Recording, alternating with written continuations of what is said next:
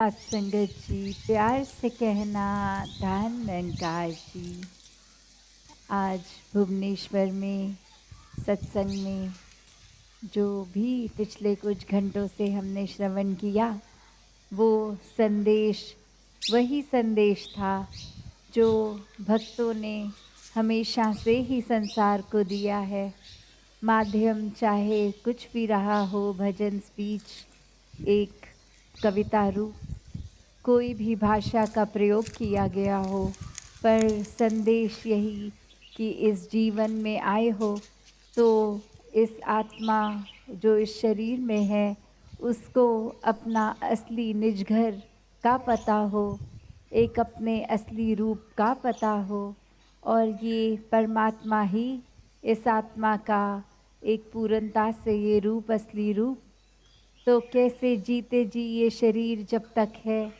तब तक प्रभु परमात्मा की प्राप्ति संभव है। इस आत्मा को परमात्मा का मेल कराया जा सकता है ब्रह्म ज्ञान द्वारा। ये निराकार के दर्शन हर समय जीते जी किए जा सकते हैं। और जब जब भी किसी संत ने अपने जीवन के हर पल, हर पहलू में परमात्मा को शामिल किया है, तो वो एक सफल ज़िंदगी ही बना है। एक ऐसी ज़िंदगी जो पूरा संसार, फिर वो चाहे इतिहास खोल के देख लें कि भक्त कभी भी जन्मे हों, संसार आज भी उनसे सिखलाई लेता है उनके जीवन से। तो कैसे हर एक का ऐसा जीवन जीना संभव है। हर धर्म ग्रंथ यही फरमाता है कि अपने जीवन को व्यर्थ ना गवाओ, जीते जी परमात्मा को जान लो,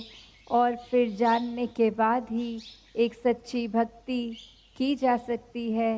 ये पता जब होता है कि पूरी कायनात पे, पूरी सृष्टि में, पूरे ब्रह्मांड में ये परमात्मा ही कण कण में है,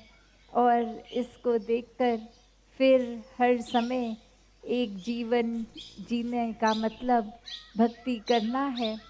वो घर परिवार में रहकर कही जाने वाली भक्ति, समाज में रहकर समाज की सेवा करने वाली भक्ति, एक मन में कोई इच्छा ना रखते हुए एक निस्वार्थ निरीक्षित की जाने वाली भक्ति, कि ये भक्ति इसलिए की जा रही है क्योंकि परमात्मा से प्यार है, ना कि इसलिए कि कोई मन में इच्छा है जो एक भक्ति को एक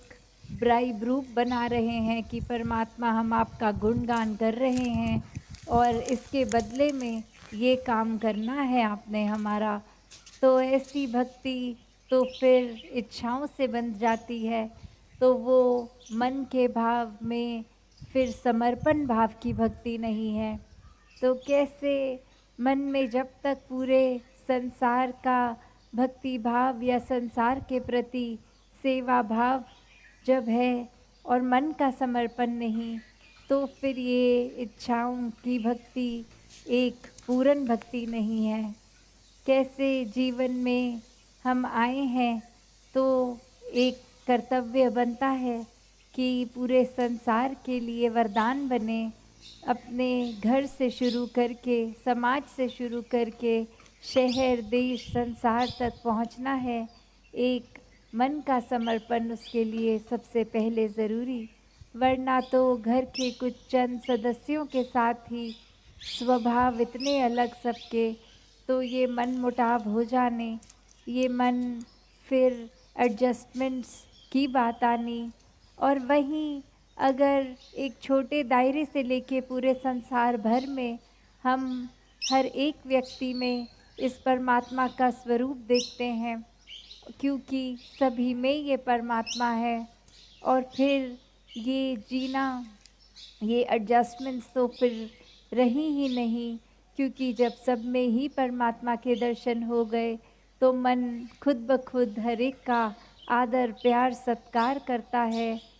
फिर एक ऊंच नीच की बात भी नहीं रहती समाज में, जाति पाति के बंधन भी नहीं, क्योंकि देखने में चाहे सब कितने अलग, चाहे कैसा भी एक रहना खाना सबका अलग, फिर भी ये परमात्मा के बनाए, परमात्मा के प्यारे हैं। और फिर सभी में परमात्मा के दर्शन करके ये मन प्यार में डूबा हुआ ये हर एक से प्यार करता चला जाता है।